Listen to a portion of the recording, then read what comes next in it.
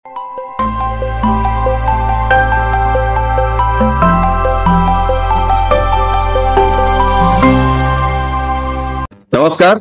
प्रारब्ध पर आप सभी का स्वागत है। मैं अवनीश। सबसे पहले आप सभी को प्रकाश पर्व दीपावली की बहुत बहुत शुभकामनाएं और आज धनतेरस इसकी बहुत बहुत शुभकामनाएं। बाबा जी आपको भी पर्व की बहुत शुभकामनाएं और स्वागत है आपका। नमस्कार। जय श्री राम। जय जय श्री राम जी। आपको भी, आप सभी को प्रकाश पर्व की शुभकामनाएं। सर दर्शकों, जहां एक तरफ भारत में और पूरी दुनिया में जहां भी सनातनी है, और अब तो ऐसे भी देश जहां पर सनातनी संख्या में कम है, वो एक दूसरी संस्कृति के देश हैं, लेकिन वहां भी दीपावली का त्योहार आप देख रहे हैं, इसका दिनों दिन विस्तार होता जा रहा है। भारत के बाहर भी, सिर्फ सनातनियों के बीच भी नहीं बल्कि उसके बाहर भी। लेकिन यहां हम बात शुरू करेंगे कि दिवाली पर बैन, साहब पटाखों पर एक बैन एक चर्चा का विषय हो सकता है दूसरे हवाले से, ये सब अलग चीजें हैं। लेकिन दिवाली जैसे विशुद्ध सनातनी और प्रकाश उल्लास और मंगल कामना, जिसमें समाज के मंगल कामना, उसके धन यश कीर्ति में बढ़ोतरी हो, इस कामना के साथ मनाए जाने वाले इस पर्व पर भी कहीं बैन लगाया जा सकता है। लेकिन नहीं साहब, ऐसा होता है किसी सरकार ने नहीं लगाया, लेकिन कुछ ऐसी मानसिकताएं जिनके मन में जहर बसा हुआ है, उन्होंने बैन लगाने की परंपरा शुरू की है। और ये परंपरा कोई नई नहीं है साहब। खबर है कनाडा से। कनाडा से एक पूरा इतिहास है। 2020-2022 ये तो तब है जब सोशल मीडिया है और वहां से खबरें आती हैं और बातें सामने आ रही हैं। ये खालिस्तानी माइंडसेट के लोग हैं, उन्होंने एक बार फिर कॉल किया है कि न सिर्फ आप दिवाली नहीं मनाएंगे, बल्कि अगर कहीं सनातनी दिवाली मना रहे हैं तो वहां पर जाके ये खलल डालेंगे। 2022 में भी इन्होंने ऐसा किया था, 23 में भी ऐसा किया, 24 में भी इनका यही प्रयास है। इसी के साथ अगर देखा जाए तो हमारे पंजाब में भी एक पुरानी रवायत मिलती है। जब तक देखो काली दिवाली।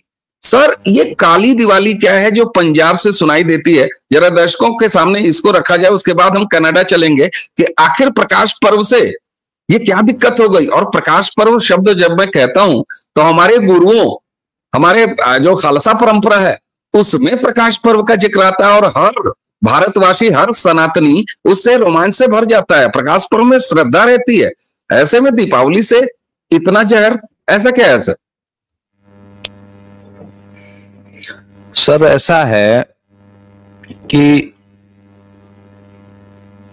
जो थोड़ा सा शहरी बच्चा पढ़ लिख जाता है, थोड़ा मॉडर्न हो जाता है ना, मैंने ये अक्सर देखा है शहरों में, फिर उसको अपने इतिहास से, अपने पूर्वजों से ना शर्म आने लगती है। वो अपराध बोध से ग्रस्त रहता है। उसको लगता है कि मेरा इतिहास या मेरे पूर्वज जो है वो कमतर थे। क्यों? क्योंकि उसके अंदर एक झूठा सेंस ऑफ सुपीरियरिटी भरने की कोशिश की जा रही है। सर ये जो हमारे जो खालिस्तानी भाई है ना, स्पेशली जो कनाडा में बैठे हैं, इनको अपने इतिहास पे शर्म आती है। ये अपने पूर्वजों का नाम बताने में शर्माते हैं। पर सर एक बड़ी कड़वी सच्चाई यह है कि आप चाहे कुछ कर लीजिए, अपना इतिहास, अपने माँ बाप का नाम बदल नहीं सकते, चाहे कितनी कोशिश कर लीजिए।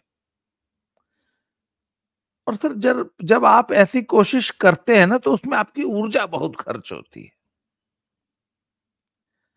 लगभग 8,500 बार भगवान राम का नाम आया है गुरु ग्रंथ साहब में। अब मैं अगर आपको कह दूं कि एक रबर ले लो और इसको मिटाना शुरू करो, तो सर एक तो पहली बात तो कितना रबड़ खर्च हो जाएगा। और जब आप अंततः वो पूरे नाम मिटा लेंगे, राम और हरि, हैं, इत्यादि जो नाम आए हैं, तो गुरु ग्रंथ साहब में बचेगा क्या? सारा तो आपने डिलीट मार दिया या इरेज कर दिया। तो सर ये इनकी कोशिशें पिछले लगभग 100 सालों से चल रही हैं कि हमारा जो भी हिंदुत्व से, सनातन से कनेक्शन है, उसको मिटा दो। इनको ये बताने में शर्म आती है कि ये कभी हिंदू थे। और ये एक अलगाववादी एजेंडे के तहत किया जा रहा है, और इसकी नींव 1920 में अंग्रेजों ने रखी थी, जब एसजीपीसी की स्थापना की गई अंग्रेजों के द्वारा, सिर्फ इस उद्देश्य से कि हिंदुत्व के जो लेगेसी है सिखिज्म में, खालसा में, उससे इनको काट दिया जाए। और सर एक चीज ये ध्यान रखिए, ये अभागे इस बात को समझ नहीं पाते कि जिस पेड़ को सुखाना है, जिसको गिराना है, जिसको धराशायी करना है, उसको उसकी पहले जड़ों से काट दो। वो अचानक की जड़ों में मट्ठा डालता था ना, ऐसा ऐसा आता है ना सर। इनको आज तक यही समझ नहीं आया कि अंग्रेज इनकी जड़ों में मट्ठा डाल गए हैं, कि इनको जड़ों से काट दो। तो सर जड़ों से कटा हुआ पेड़ आंधी तो छोड़ दीजिए, हल्की सी हवा में भी गिर जाता है। ये अभागे ये समझ ही नहीं पा रहे हैं कि अरे भैया जड़ों से मत कटो। तो सर ये जो जड़ों से कटने में जो, अच्छा जड़ों से कटने के, जड़ें काटने में, जड़ें बहुत गहरी होती हैं, जड़ों की एक समस्या है। जड़ें इतनी गहरी होती कि वो कई बार तो पाताल तक चली जाती। तो भैया कैसे काटोगे? तो सर ये एक बहुत बड़ा चैलेंज है इनके सामने, इन खालिस्तानियों के सामने। और सर ये यहां भी, पंजाब में भी चलता है, लगातार चलता है, ये पहली बार नहीं हो रहा है सर। इन्होंने क्या किए, अपने जो त्योहार पर्व मनाते थे उनके नाम बदल दिए। दिवाली ये भी मनाते हैं, पर उसका नाम रख दिया बंदी छोड़ दिवस। होली ये भी मनाते हैं, पर उसका नाम रख दिया होला मल्ला, होली को होला कर दिया। पर सर बात यह है, अच्छा बहुत सारे शब्द जो हैं, शब्द बोलते हैं पंजाबी में, वैसे जो द वर्ड इज शब्द, हम उसको शब्द, जैसे तत्सम तद्भव वाला भाव होता है। तो सर उसमें राम कृष्ण हरि विष्णु सबकी महिमा गाई गई है। अब इन्होंने एक डिक्टेट दे दिया, हे फलाना वाला, हाँ फलाना वाला शब्द नहीं गाना है गुरुद्वारे में। आप कुछ कह रहे हैं, मुझे सुनाई नहीं दे रहा है, या कुछ आप किसी अन्य को इंस्ट्रक्शन दे रहे हैं? नहीं सर, बिल्कुल नहीं, बिल्कुल नहीं, आप प्लीज। अच्छा, मुझे लगा आप कुछ मुझे कह रहे हैं, मैं सुन नहीं पा रहा हूं। तो सर एक चीज, एक जैसे एक शब्द है गुरु ग्रंथ साहब में, हरिजी आए, हरिजी आए, छड सिंहासन हरिजी आए। मतलब भगवान कृष्ण जब सुदामा आए हैं तो कृष्ण सिंहासन छोड़ दौड़ते हुए जो है सुदामा से मिलने के लिए आए। अब सर ये शब्द आप इसको कैसे हटा देंगे गुरु ग्रंथ साहब से? तो इन्होंने कुछ एक डिक्टेट निकाल दिया कि ये वाले जो 10-20 शब्द थे ये किसी गुरुद्वारे में नहीं गाए जाएंगे। उनने तो कुछ लोग, सर हर आदमी तो मुर्दा होता नहीं है, उसने बोल दिया है क्यों नहीं गाएंगे? पहले ये बताओ ये गुरबाणी है कि नहीं है? या तो आप ये बोलिए कि नहीं ये गुरबाणी नहीं है, इसलिए गुरुद्वारे में नहीं गाई जाएगी। तो अब ये कौन कह देगा कि गुरबाणी नहीं है? आप बताइए। अच्छा, पूरा दृष्टांत है, पूरी कथा है कि कैसे सुदामा के आगमन पर हरिजी इतने द्रवित हो गए, दौड़े चले आए भाव से अभिभूत। अब इसका पूरा शब्द है, तो पूरा लंबा भजन है और ग्रंथी उसको बड़े मन से, बड़े चाव से गाते हैं। फिर एक ग्रंथी साहब हुए हैं सरदार निर्मलजीत सिंह जी, बड़ा मतलब दुर्भाग्यपूर्ण रहा कि उनका कोविड में देहांत हो गया। पद्मश्री थे, पर उनके भजन हैं, उनके शब्द हैं और शुद्ध शास्त्रीय संगीत में वो शास्त्रीय उन रचनाएं गाते थे। फिर मेरे वो फेवरेट मतलब हैं यूट्यूब पे, और मैं उनके शब्द लगा लेता हूं और घंटों वो बजते रहते हैं, मैं सुनता रहता हूं। मैं वॉक करने जाता हूं तो उनके शब्द लगा लेता हूं। सर, मोहन घर आयो, उनका एक बड़ा फेमस शब्द है। मैं आपको सभी दर्शकों को भी ये सजेस्ट करूंगा कि ये सुनिए। मोहन घर आयो करूं जोदरियां, मान करूं अभिमान्य बोलूं। तब कृष्ण जी की स्तुति है। अब आप कितनों कोशिश कर लें, इसको ग्रंथ साहब से कैसे हटा देंगे भाई? गुरुबाणी है। ऐसे सर सैकड़ों नहीं, हजारों शब्द हैं। यहां राम, हरि, कृष्ण, गोपाल, मोहन। सर अब सच्चाई को नकारने में तो सर क्यों? बहुत सर, और आपने जो शुरुआत में ही एक बड़ा जिसको कहते हैं ना कि सरल जो उदाहरण दिया और नंबर्स गिनाए, कितने रबड़ चलाओगे, और रबड़ चला लोगे तो वो जो खाली स्थान बच जाएगा, मैं जबरिया कोई तुकबंदी नहीं मिला रहा हूं, वो जो खाली स्थान बन जाएगा गुरु ग्रंथ साहब में, उसे कहां से भरोगे? ये समस्या आती है सर।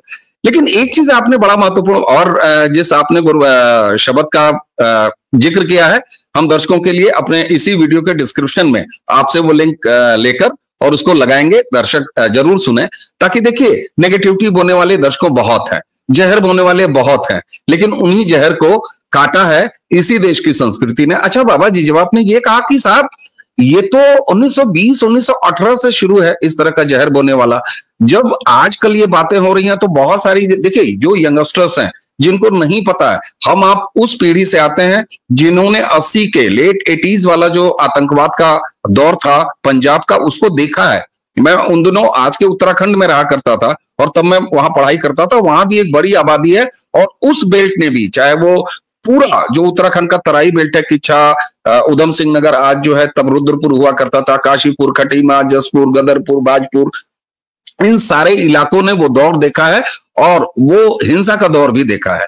लेकिन सर ये बताइए, बहुत सारे लोग ये कहेंगे कि साहब जब से ये सो कॉल्ड किसान आंदोलन खड़ा हुआ है तब से जो है किसानों को खालिस्तानी बोल दिया जाता है। लेकिन ये माइंडसेट आप बता रहे हैं 1918-20 से बिल्कुल मौजूद है। काली दिवाली वो मौजूद है, आप कह रहे हैं त्योहारों के नाम बदल दिए जा रहे हैं, ये मौजूद है। लेकिन इस सबके बीच में जो बड़ी बात आपने कही ना कि जड़ से कट के ये खुद कब तक सरवाइव करेंगे, आखिर ये नई पहचान पाने की कवायद क्यों, ये तड़प क्यों? मैं आपके इस सवाल के जवाब से पहले एक बात और आपको दर्शकों को बताना चाहता हूं। इनका जो सबसे पवित्र स्थान है उसका नाम है हरि मंदिर।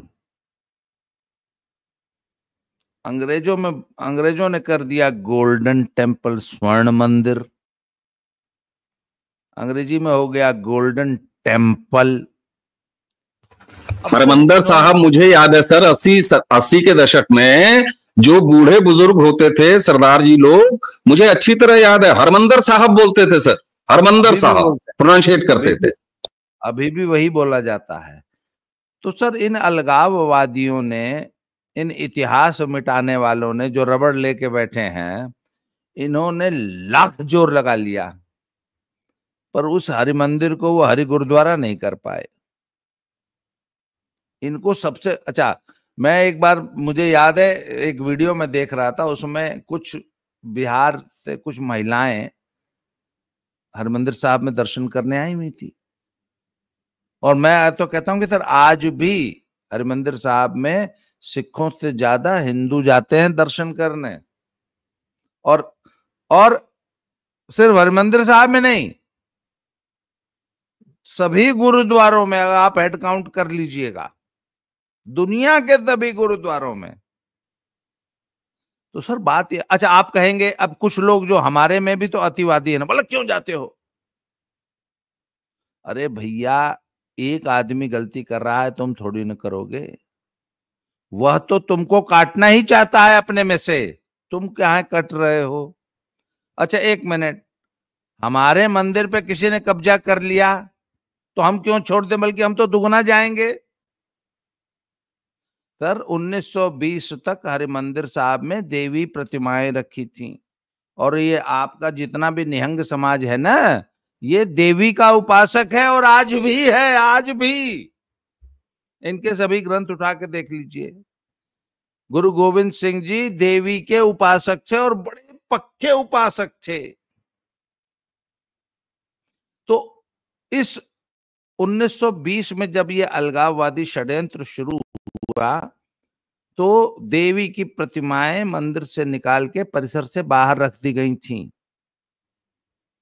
तो फिर हिंदुओं ने वो प्रतिमाएं उठा के हूबहू ऐसा ही एकदम 100% ट्रू कॉपी एक और मंदिर बनाया, जिसका नाम रखा गया दुर्गाना टेम्पल। अगर दोनों की फोटो आप दिखा दे तो पहचान नहीं पाएंगे कि कौन सा हरिमंदिर साहब है और कौन सा दुर्गाना मंदिर है।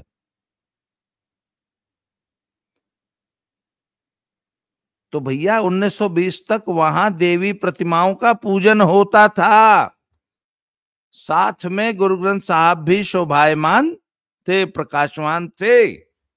तो इन्होंने षड्यंत्र के तहत वहां से हटा दिया।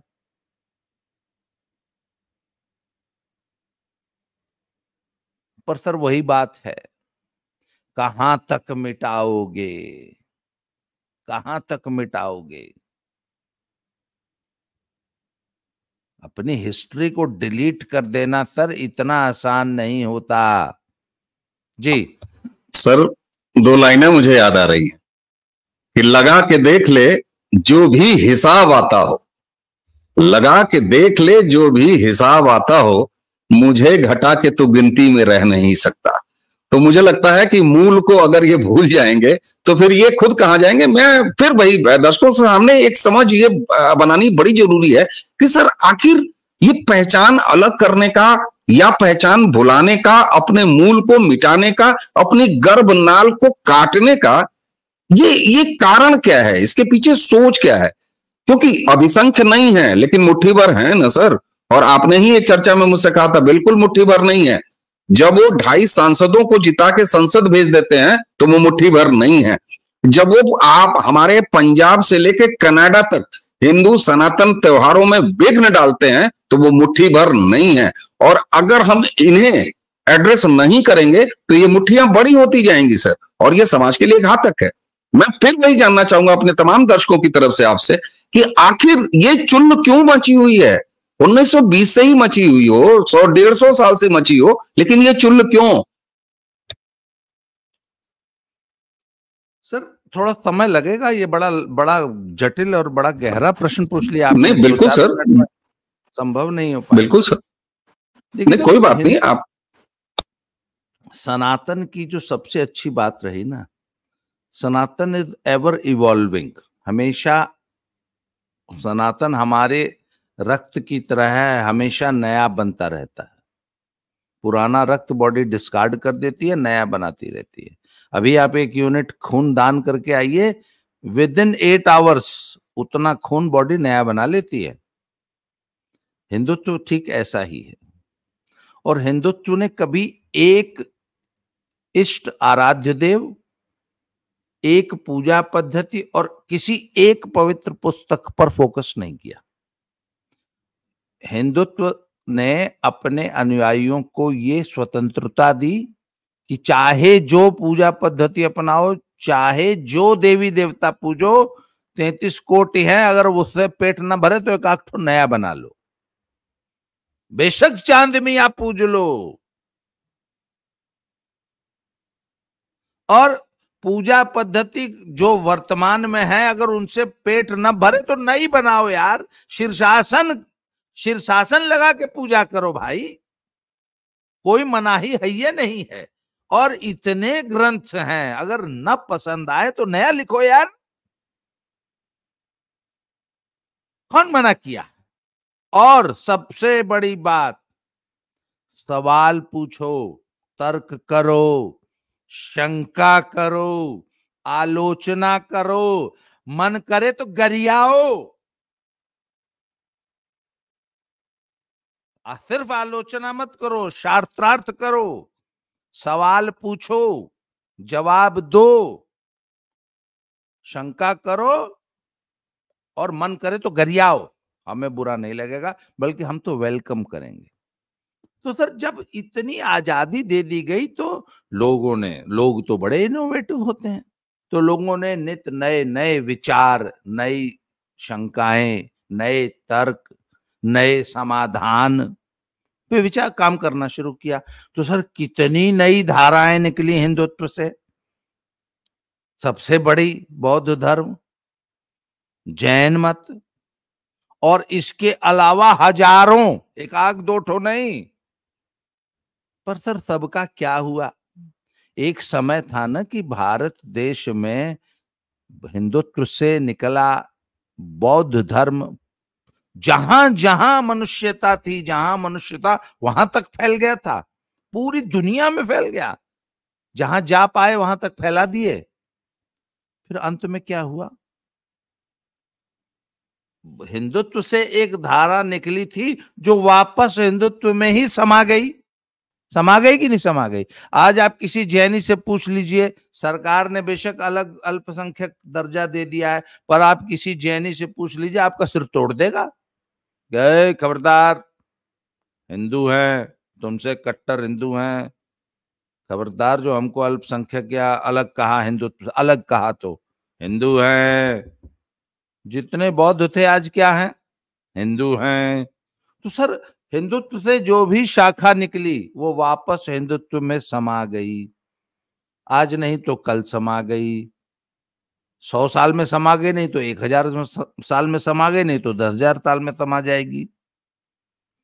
सर, यही खतरा सिखिज्म को भी है, खालसा पंथ को भी है। और इनके कुछ समझदार लोग क्या, या उनको मैं नासमझ लोग कहूंगा, वो इस खतरे को जानते हैं कि हम हिंदुत्व से निकले हैं और अंततः एक दिन इसी में वापस समा जाएंगे। इस खतरे को कुछ लोगों ने पहचान लिया। अच्छा, दूसरी चीज, 1920 में अंग्रेजों ने यह महसूस किया कि यार, हिंदुत्व की एक ये वॉरियर ब्रांच है, योद्धा है सब। तो सर, आपकी एक सेना से आपको काटने का षड्यंत्र रचा गया। भाई, खालसा क्या थी? गुरुजी की फौज थी ना। और उस फौज के लिए मेरी दादी ने अपना बड़ा बेटा समर्पित किया था। सर, मैं इनको हमेशा याद दिलाता हूं। बिल्कुल सर, ये सत्य है, कहते हैं ना, ये सत्य है सर। हमारी बेटियों की रक्षा की, तो मैंने कहा, ए, तुमने हमारी बेटी की रक्षा की, ये शब्दावली बदलो। मेरी दादी ने, गुरुजी एक फौज बना रहे थे, तो मेरी दादी ने अपना बड़ा बेटा गुरु को समर्पित कर दिया था। ये लीजिए, बड़ा बेटा आपको समर्पित है। तो मेरी दादी ने उस फौज में अपना अंशदान, अपना योगदान दिया था। और मेरे गुरु ने अपनी बेटियों की रक्षा करे, मेरे गुरु ने अपनी बेटियों की रक्षा के लिए, अपनी बहनों की, अपनी माताओं की रक्षा के लिए एक सेना बनाई थी, जिसमें मेरा बड़ा भाई, मेरा खालसा हुआ था। इस इतिहास को आप बदल नहीं सकते हैं। वो मेरे गुरु थे, हैं, वो मेरी फौज थी। तो सर अंग्रेजों को लगा यार ये तो हिंदुओं का बड़ा जबरदस्त एक वो अंग है ये फौज, तो उसको किसी तरह काटो। तो सर अंग्रेजों का जो अलगाववादी एजेंडा था ना, उसमें 1920 में हिंदुओं को खालसा से अलग दिखाने का जो षड्यंत्र रचना शुरू हुआ, सर ये उसी षड्यंत्र का बिल्कुल सर, बिल्कुल तो सर, और वो समझ में आता है। तो फिर दीपावली कैसे मना सकते हैं? हाँ बिल्कुल, फिर तो होली भी, फिर तो दीपावली क्यों सर, फिर तो होली भी, फिर तो हर चीज, फिर तो खाने पीने का तरीका, फिर तो तुम, हमारा पंजाब अलग है, तुम बाहरी हो, तुम पूरबी हो, तुम यहाँ क्यों आ रहे हो, और तुमको मंदिर में नहीं घुसने देंगे, हमारे मंदिर में नहीं घुसने देंगे, मतलब हमारे स्वर्ण मंदिर में नहीं घुसने देंगे, हरमिंदर साहब में नहीं घुसने देंगे तुम्हें, ये तमाम चीजें फिर तो ऑटोमेटिकली होनी है। लेकिन सर उसी के साथ एक चीज और भी समझ में आती है, 1920 से बोया गया ये जहर, जिनको अंग्रेजों ने बड़ा स्ट्रेटेजिकली बोया, और वो लगातार चलता तो रहा, लेकिन हकीकत ये भी है सर कि भले वो मुट्ठी भर ना हो, लेकिन उन्हें कभी आम जनमानस का समर्थन भी नहीं मिला। वरना समय बहुत लंबा हो गया है, बीत गया है सर, अच्छा खासा समय बीत गया है।